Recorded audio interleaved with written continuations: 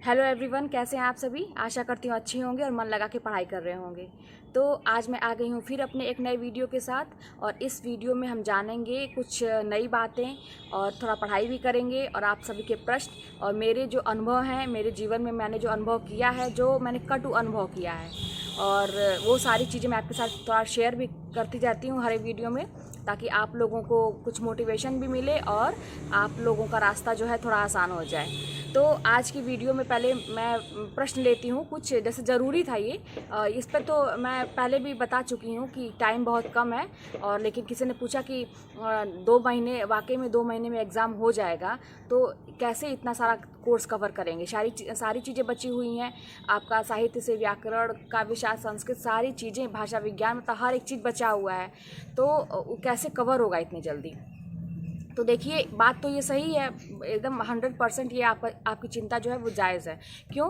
क्योंकि जब मैंने तैयारी करना शुरू किया था तो मुझे टाइम मिल गया था, और मैंने एक मतलब दिमाग दारी वाला काम किया था कि जब हल्ला हुआ था कि वैकेंसी आने वाली है, जब 2016 का रिज़ल्ट आया था ना 19 में, तो उसके बाद क्या हुआ, कुछ दिन के बाद फिर हल्ला होने लगा कि वैकेंसी आने वाली है, वैकेंसी आने वाली है। तो जैसे ही तो मुझे कैसे मोटिवेशन मिला, मेरी एक फ्रेंड थी, उनका जो है 2016 में उनका रिजल्ट आ गया था, रिटर्न में उनका हो गया था। तो उनको देख के मुझे मोटिवेशन मिला कि चलो ठीक है, फिर करना चाहिए मुझे भी, अगर वो व्यक्ति कर सकता है तो मैं भी कर सकती हूँ। तो मैं सोच रही थी कि मुझे भी करना है, लेकिन फिर ये हुआ कि वैकेंसी आने वाली है, आने वाली है, चारों तरफ हुआ।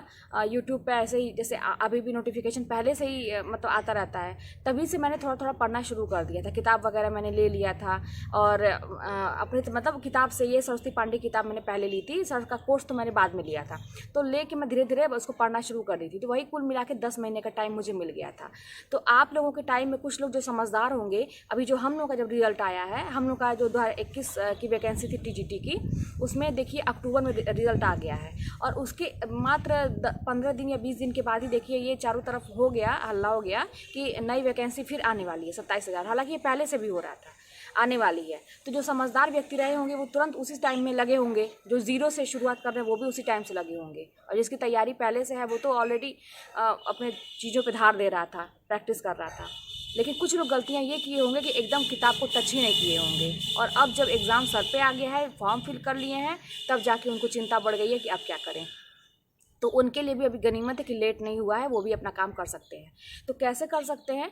बस देखिए, आपको अब स्मार्ट स्टडी करने की ज़रूरत है, सबको स्मार्ट स्टडी करने की ज़रूरत है। जब टाइम कम हो जाता है तो अपनी चीज़ों को बढ़ा देने की ज़रूरत है। जो मैं बता रही थी, जितना टाइम टेबल आप लोगों को वही ज़्यादा लग रहा था कि कैसे होगा, तो उसको आपको और बढ़ाने की ज़रूरत है।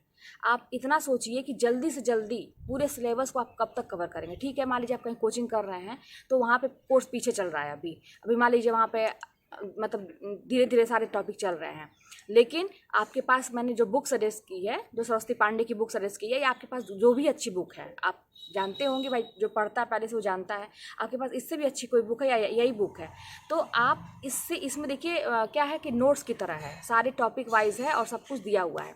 तो इससे आप रिवीजन करना शुरू करिए। आपके पास और भी कोई अच्छी बुक हो तो उससे रिवीजन करना शुरू करिए। आप कोचिंग का तो करिए ही करिए, मान लीजिए उसमें कोर्स पीछे चल रहा है, लेकिन आप अपने तरीके से करते चलिए, और ज़्यादा बुक मत खरीदिए। ये नहीं कि ये भी तो आप नहीं कर पाएंगे। आप 1 या 2 बुक रखिए साहित्य के लिए, और उसको एकदम अच्छे से, मतलब इतना होना चाहिए, बार बार मैं हर वीडियो में यही बोलती हूँ कि कहीं से कोई क्वेश्चन पूछे तो आपको अटकना नहीं है। एग्ज़ाम में अगर प्रश्न आते हैं तो ये नहीं होना चाहिए कि इसका आंसर क्या है, प्रश्न पढ़ते ही आपके आंसर मतलब आपके जहन में आ जाना चाहिए कि हाँ इसका आंसर ये है। तो इस तरह की आपकी तैयारी होनी चाहिए। अब आपको स्मार्ट स्टडी करने की ज़रूरत है। आप ये देखिए कि प्रश्न कैसे कैसे, ज़्यादा से ज़्यादा प्रैक्टिस सेट पर फोकस करिए। टेलीग्राम में आप लोग पूछते हैं कहाँ से मैंने किया था, तो वहाँ पे आप सर्च करेंगे ना, हिंदी साहित्य ऑनलाइन टेस्ट ऐसे करके करेंगे तो वहाँ पे आ जाता है। बहुत सारे आपको चैनल दिखाई देंगे। आप 3-4 चैनल मैंने तो सब उसको ज्वाइन करके रखा था, और एक पेड कोर्स मैंने लिया था, वहाँ पे कुछ पैसे दे के पेड कोर्स लिया था। वहाँ पे टॉपिक वाइज रोज़ शाम को वो होता था, टेस्ट होता था 1 घंटे का। तो ये काम करिए, टॉपिक वाइज टेस्ट देना बहुत ज़रूरी है। इससे क्या है ना कि आपका टॉपिक एक तैयार होगा, आपके दिमाग में ये चीज़ें रहेंगी ना कि आज ये इसका टेस्ट होने वाला है, टॉपिक मिला है। तो बार बार पहले से हम करें कि एक रणनीति बना के चलिए, और स्मार्ट स्टडी। अब आपको ज़्यादा से ज़्यादा स्पीड को बढ़ाने की कोशिश करिए, और ये सोचिए कि आपका सिलेबस कितने जल्दी कवर हो जाए। जब एक बार पूरा पहले पढ़ लेंगे अच्छे से और नोट करते चलिए। जैसे आप लोग ये भी पूछ रहे हैं कि सर के जो पीडीएफ मिलते हैं कोचिंग में, तो क्या मैं पीडीएफ निकलवाई थी उसका प्रिंट आउट या मैं नोट करती थी? तो मैंने प्रिंट आउट नहीं निकलवाया था मैं, क्योंकि वही बात है कि टाइम कम हो जाता ना कि आप क्या क्या पढ़ेंगे। आप अपना लिखा हुआ नोट्स पढ़ेंगे, किताब पढ़ेंगे कि प्रिंट आउट पढ़ेंगे, क्या पढ़ेंगे। और मुझे मेरा लिखा हुआ ज़्यादा समझ में आता है। तो मैं जब सर पढ़ाते थे वीडियो मैं उनका देखती थी, तभी मैंने आपको बताया था कि मैं नोट करती चलती थी, उसको लिखते चलती थी जल्दी जल्दी। तो बस वो भी नोट्स की तरह नहीं बनाई थी एकदम बढ़िया से कि हाँ एकदम एक लगे कि हाँ ये नोट्स है, बस उसको मैं नोट करते चलती थी ताकि मैं उसको रिवाइज कर सकूँ। जैसे वीडियो मैंने देखा, कुछ चीज़ें मेरे दिमाग में घुसी, और लेकिन वो क्या होता है कि कुछ देर के बाद वो भूलने लगता है कि क्या कहा था उन्होंने। तो जब मैं नोट की रहती हूँ तो फिर उसको जब आप रिवाइज करेंगे, अच्छा हाँ ये चीज़ था। और वीडियो देखना का भी तो इतना टाइम नहीं रहता है, आप खुद सोचिए। जैसे मेरी क्या आदत थी, कुछ लोगों का मैं देखती हूँ कि चलते चलते वीडियो सुनते रहते हैं, किचन में सुनते रहते हैं, तो मैं ऐसा नहीं कर पाती थी। मेरा क्या था कि मुझे एकांत चाहिए पढ़ने के लिए।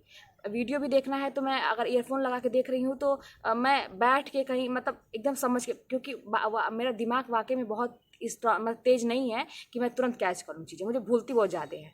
तो मैं बहुत ज़ोर दे के करती थी हर चीज़ों को। और अब जब कोई पढ़ने बैठे थे तो एक दिमाग माइंड मेकअप करके कि हाँ मैं कुछ करने जा रही हूँ। आपको बताया था ना कि अच्छा सोच के बैठिए पढ़ने के लिए, एकदम माइंड मतलब एकदम प्रिपेयर करके बैठिए कि हाँ मैं पढ़ने जा रही हूँ कुछ। जैसे पूजा हम लोग करने जाते हैं तो देखिए क्या करते हैं, नहाते हैं धोते हैं और फिर उसके बाद अच्छे से तैयारी करते हैं, घी का दिया जलाते हैं, हर चीज़ मतलब एक माहौल बनाते हैं तब। तो आप लोग भी पढ़ने से पहले एक आपके अंदर होना चाहिए कि हाँ मैं ये पूजा है, समझिए एक तरह से ये जो हमारी पढ़ाई है ये पूजा है, इसको माइंड मेकअप करके पढ़िए। अब ये नहीं कि दिमाग में कुछ और चल रहा है और तो बिल्कुल आपका पढ़ना सब बेकार है। तो इस समय स्मार्ट स्टडी करिए और जल्दी से जल्दी सबसे पहले एक काम करिए कि आप लोग कोर्स कवर करने की कोशिश करिए। एक बार अगर मान लीजिए किसी का जो 0 लेवल का है वो एक बार पहले शुरू से कोर्स कवर करने की कोशिश करें, और जब एक बार हो जाएगा तो उसके बाद रिवीजन करना आपका काम है। आप कभी भी रिवीजन करिए, उसके बाद जब एक बार आप का बेस बन जाएगा ना, आप चीज़ें समझ जाएंगे कि अच्छा ये चीज़ें हैं, तो रिवीजन करने में आपको टाइम नहीं लगेगा। तो इस समय स्मार्ट स्टडी करने की ज़रूरत है। और आपकी चिंता एकदम जायज़ है कि हाँ टाइम कम है, तो लेकिन ये भी जान लीजिए कि टाइम कम है, आप ही के लिए टाइम कम नहीं है, सबके लिए टाइम कम है। आप ये भी चिंता मत करिए कि आप ही मतलब परेशान है, सभी लोग परेशान हैं। आपका तो इतना बिल्कुल आप होपलेस मत होइए कि नहीं मैं ही कमज़ोर हूँ, मेरा नहीं हो पाएगा। आपसे भी कमज़ोर लोग बैठे हैं, बहुत सारे लोग फॉर्म डालते हैं, लाखों लोग फॉर्म डाले होंगे, तो क्या सभी लोग तैयारी नहीं कर रहे होंगे? लेकिन ये सोच के आपको लापरवाही नहीं बरतनी है, लेकिन अपना कॉन्फिडेंस एकदम लूज़ भी नहीं करना है। आप ये सोचिए कि अगर टाइम कम है तो सबके लिए टाइम कम है, मेरे लिए नहीं कम है। अगर पेपर कठिन आता है तो सबके लिए कठिन आता है। जैसे मेरा ही क्या था, टीजीटी में पेपर बहुत कठिन आया था, मैं बहुत परेशान थी। मतलब पेपर देने के आने के बाद कितना मतलब रोई थी मैं कि मतलब मन ही मन कोई जाने ना कि कितना मतलब कैसे इतना तैयारी करने के बाद भी इस तरह से हो गया। लेकिन क्या हुआ, आखिर हुआ ना, मेरिट कम गई। क्यों? क्योंकि सबके लिए पेपर टफ था।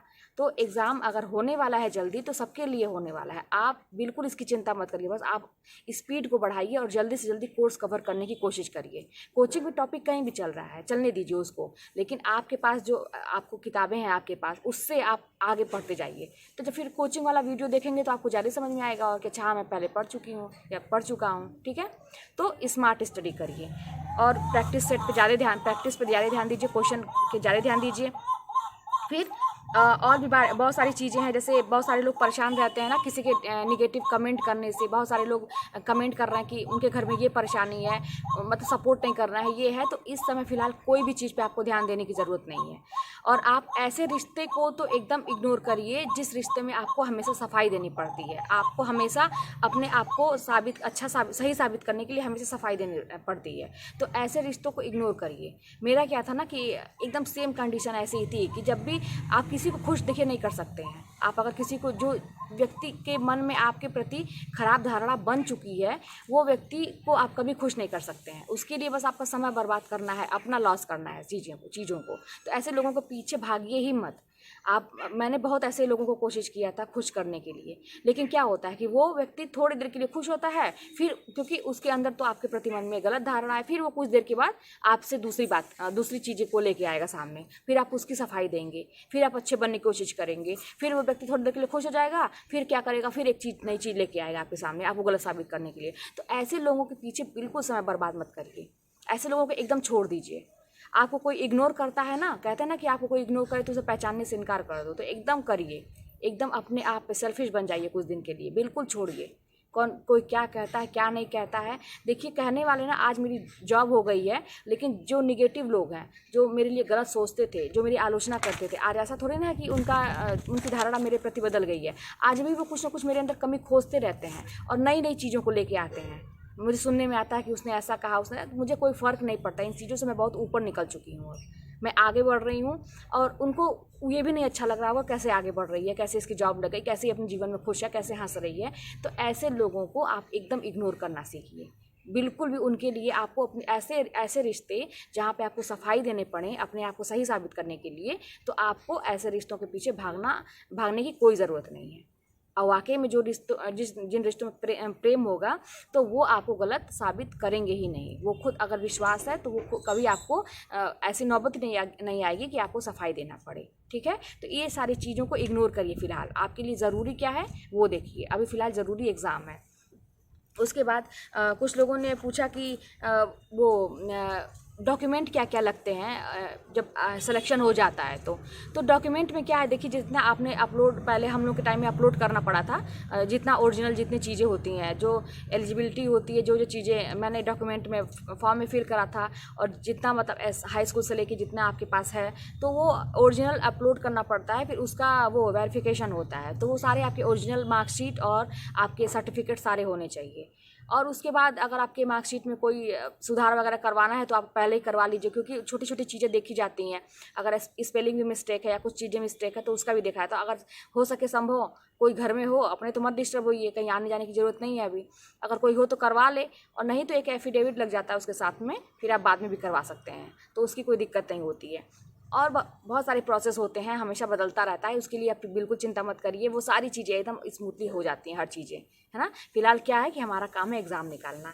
और भी जैसे बाकी मुझे तो इतनी खुशी हो रही है कि जैसे दूसरे सब्जेक्ट के भी लोग मतलब देख रहे हैं, ये मेरा वीडियो देख रहे हैं, और उन्हें मतलब मोटिवेशन मिल रहा है। हिंदी ही नहीं, बाकी सब्जेक्ट के लोग भी ये कह रहे हैं कि आपके वीडियो में देखती रहती हूँ, इंतज़ार रहता है। तो मुझे बहुत खुशी है इस बात की कि मैं दूसरों की भी काम आ रही हूँ, मेरी बातें दूसरों को भी अच्छी लग रही हैं। तो इससे बड़ा सौभाग्य मेरे लिए नहीं है। तो उन लोगों के लिए भी देखिए, क्या मैं चीज़ें, देखिए पढ़ने का तरीका वही है ना।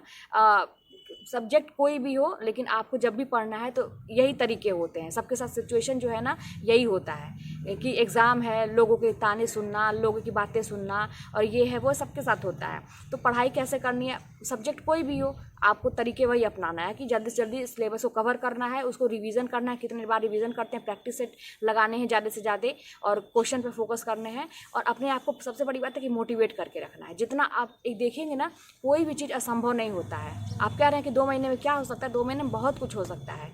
मैंने खुद सुना है ना, मैंने पहले भी बताया था कि IAS का मतलब एग्ज़ाम भी 2 महीने में लोग निकाले हैं। कैसे करते हैं, अब वही है कि दिन रात एक करते हैं। अपने मतलब शरीर का ये नहीं देखते हैं कि अपना कंफर्ट जोन से अपने बाहर निकलते हैं। बिल्कुल ये नहीं देखते हैं कि हाँ ये ऐसा करने से मुझे तकलीफ़ होगी, एकदम आग में झोंक देते हैं। तो कुछ पाने के लिए तो कुछ करना ही पड़ेगा। अभी एग्ज़ाम का टाइम कम है, ठीक है, लेकिन ऐसा नहीं है, सबके लिए कम है। और आप जो है अब उसी में देखिए, कोई ज़्यादा मेहनत कर लेगा तो वो पहले नंबर पे आ जाएगा। जो नहीं कर पाएगा, जो थोड़ा ये देखेगा कि बड़ी तकलीफ़ हो रही है, मुझे ये प्रॉब्लम तो आएंगी, पहले ही मैंने बताया था, बहुत सारी प्रॉब्लम भी आएंगी। तो इससे घबराइए मत, अपनी तैयारी पर फोकस करिए। तो सारी चीज़ें हो गई। और भी आपके जो प्रश्न मन में रहते हैं तो आप कमेंट में पूछा करिए, मैं आपके वीडियो के माध्यम से या कमेंट के माध्यम से मतलब उसका निवारण करने की कोशिश करूँगी, जो मेरा अनुभव है। और बाकी तो आप सभी समझदार हैं, मुझसे भी ज़्यादा अनुभवी लोग बैठे हैं यहाँ पे।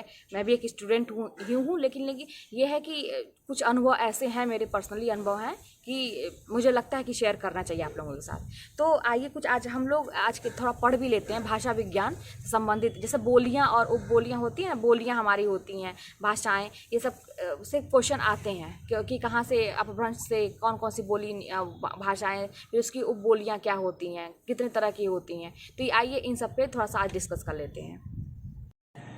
देखिए यहाँ पे हम भाषा की उत्पत्ति के बारे में पढ़ेंगे, कैसे भाषा की उत्पत्ति हुई थी।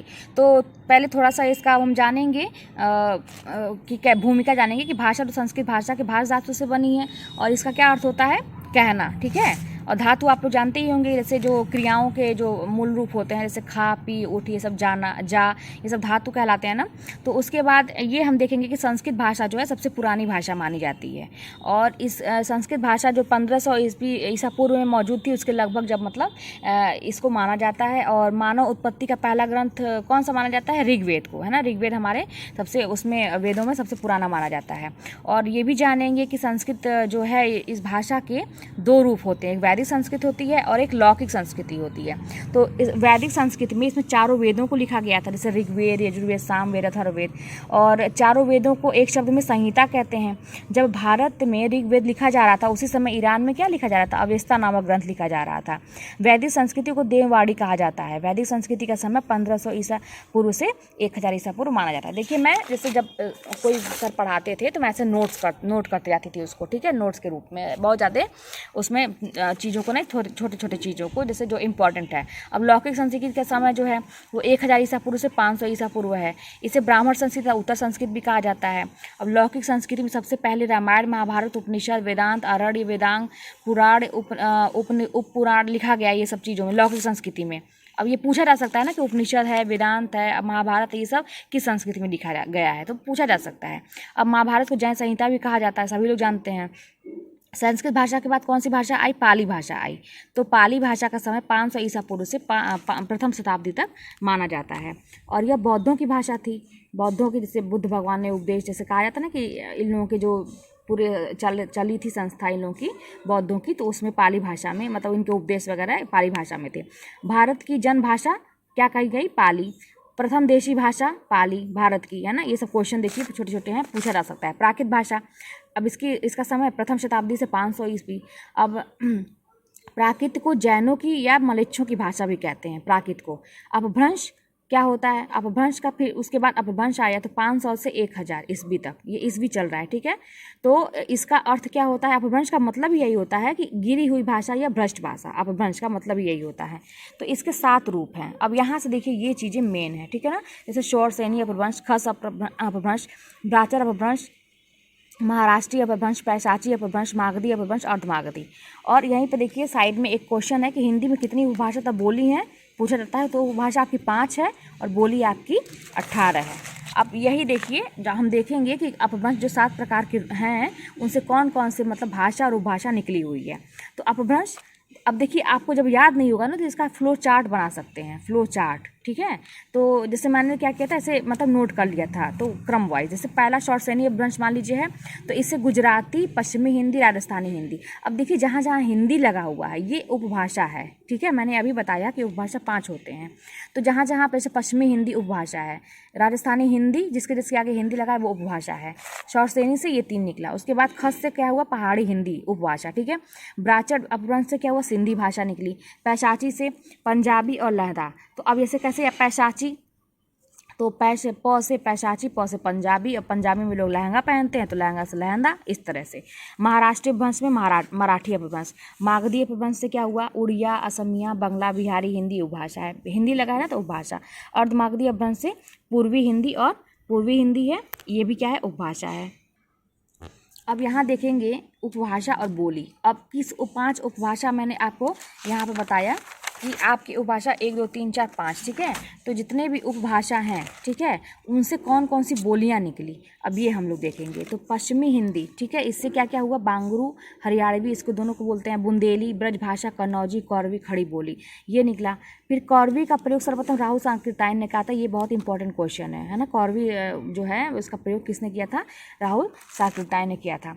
और फिर राजस्थानी हिंदी से क्या निकला? मारवाड़ी, मालवी, जयपुरी, मेवाती। तो मारवाड़ी जो होता है पश्चिमी राजस्थानी को में होता है, मतलब उसका वो होता है जो क्या बोलते हैं उसका क्षेत्र, है ना। मालवी दक्षिणी राजस्थानी, जयपुरी पूर्वी राजस्थानी, मेवाती उत्तरी राजस्थानी।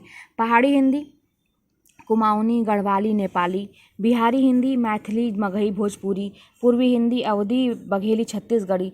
तो इस तरह से 5 उपभाषा हो गई, 18 बोलियाँ। देख लीजिए 1 2 3 4 5 6, फिर 7 8 9 10 11 12 13 14 15 16 17 18, ठीक है ना।